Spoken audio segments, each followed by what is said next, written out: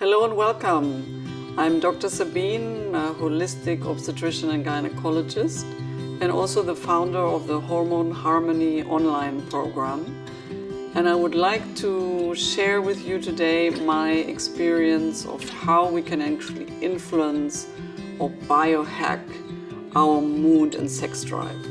Being in clinical practice for so many years, this is something that has really, it crosses my way every day. Women are tired, they're not in the mood for sex anymore, they're depressed, they don't find the courage really to embrace their lives. And that is something that is very important for our lives because we have only one life and we should live it well.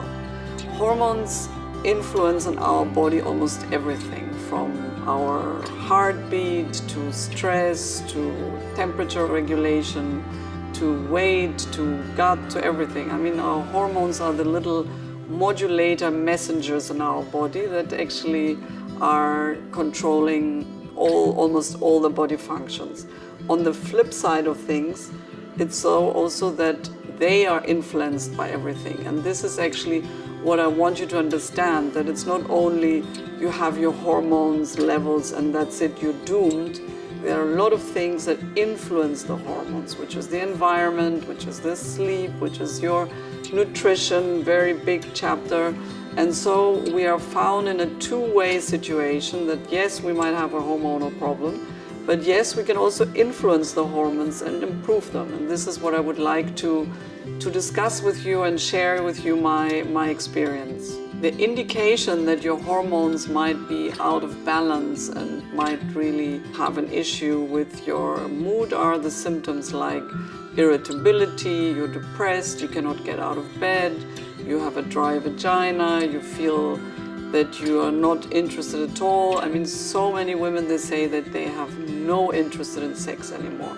And it's very sad because that is really something that also, not only from the fact that it gives us pleasure, but it's hormonally also very important for our body functions because it increases our dopamine and increases our oxytocin, which are extremely key play roles in our mood and in our perception of life. Hormones do play a key role in our sex drive. The majority, the biggest key players in the sex drive is testosterone, is DHEA, is estradiol, it's progesterone. So these are the key players in the hormonal cycle of a woman. But they're also influenced, maybe not as much, but in a lower degree by pregnenolone, by progesterone, FSH and LH. Less though probably prolactin and other hormones, and thyroid hormones. So it is a very important key factor that these hormones are in good shape and that they're in good balance. And there are some things that you can actually do to help them influence rather than taking tablets and increasing your hormones synthetically, which is not the solution to go. So if you do have a few changes in your lifestyle that is really affecting the levels of hormones, the one big factor is stress. I know you've heard it all over the place, it's everywhere. Nobody's tired anymore, everybody says they're stressed, but the stress is actually in medical terms a very, very big factor for reducing, our sex hormones. And when you're stressed, it's almost impossible for you to be able to get into the mood and want to have sex.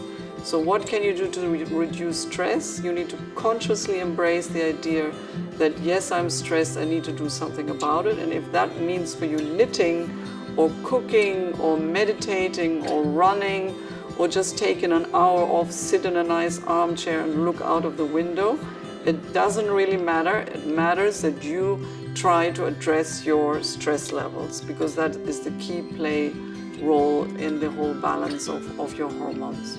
So do whatever works for you. There's no right or wrong. There's no better or less. Whatever works for you. And that is key factor. Something that is really not very commonly known is that you should actually exercise and don't shy away from muscle strengthening exercises. A lot of people, they only do a little bit of yoga, which is wonderful, or a little bit of Pilates, but it actually needs muscle strengthening exercise to increase your testosterone. So don't shy away from any kind of weights or TRX, anything that you can do actually to increase your muscle volume, because that will increase your testosterone. And if your testosterone is higher, your libido will go up, and that's what we want.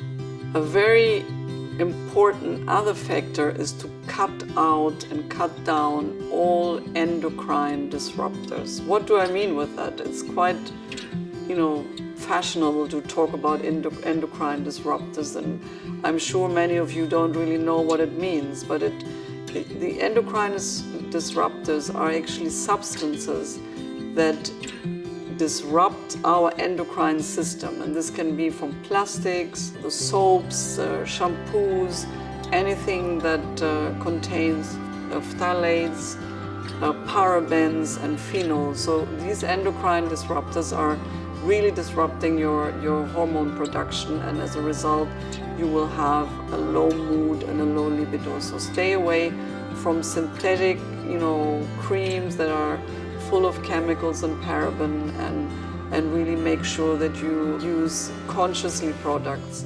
A very interesting endocrine disruptor, which I really was very surprised when I first learned about it, are actually receipts. The receipts that you receive in the supermarket or in some kind of shops.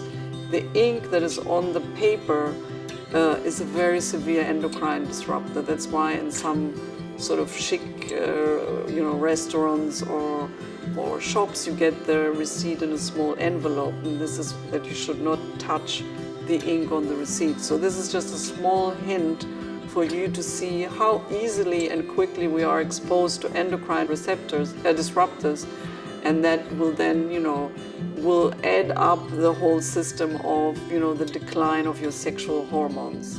Obviously, eating organically and having a good quality of food is very essential, so that you have the best quality possible, that you are actually incorporating into your body, because it's at the end of the day is the only thing that you can really influence, because you choose what you eat. It's not really forced into your mouth, and to be a little bit picky there and to be a little bit conscious in order to avoid unnecessary burden of toxins, it is definitely advisable. And then in a balance of your hormonal situation, it will definitely be very helpful. Based on what we can eat, and how the nutrition can help us, is definitely if you increase your fiber intake, that would be very beneficial, because the fibers, especially if you're estrogen dominant, if you have excess estrogen in your body, it will really help the balance of your body to get rid of the excess estrogen. So increasing your fibers is going to be very good. And something that is also very important is that you are consciously increasing your healthy fats. Something that people are not very aware of is that we actually do need cholesterol. Cholesterol is the building block of hormones, and that's why I'm also very critical and very, controversial always with the statins, which is the pharmaceutical approach to reducing the cholesterol. Because if you do dramatically reduce the cholesterol in people that have a little hyperlipidemia, you actually reduce the building blocks for your hormones, and then the body cannot actually produce enough hormones when you're very reduced. So I want you to incorporate healthy fats, omega-3 fatty acids, very important, so that you actually have enough raw materials that your body can produce the hormones. So increase your fibers, increase your fatty acids, and healthy fats is really important. These are some two key figures in your nutrition, and that is very important to incorporate the idea of healthy fats. I mean, for me, my favorite sources are nuts, are flaxseed and olive oil, wild-caught salmon, and small fishes. That is really a very good source of fatty acids. I also give some supplements over the counter, and one very important supplement that really helps in 300 functions of our body, believe it or not, is magnesium. So magnesium does play a role on many stages, but it does play also a significant role in the production of hormones. So if you want to add 200 to 400 milligrams of magnesium glycinate at night, that is really very helpful. And I think the other supplement that is really helpful for your sex drive and mood over the counter is maca. So maca is a superfood powder that is rooted and originates from Peru. It was initially only used for increasing of your fertility, but it's also really boosting your libido, so that you would do 1 or 2 scoops you would put in your smoothie, and that is really giving your body the right ingredients to increase your libido and mood. So at the end of the day, what I would like for you to take home is that we are not doomed with our hormone levels. We are not doomed with having the X result. We are able to influence our hormone levels, and then as a result of that also our sex drive and our mood, with lifestyle changes, nutritional changes, and supplement, and basically also taking care of ourselves. You know, we're doing very well as men today, being a woman, but we're not doing so well as women. And this is really something that is sad, and I think it's in our hands and in our capacity to turn this around, that we're also doing well as women, and that needs space, time, consciousness, and a little effort on our femininity. Thank you very much.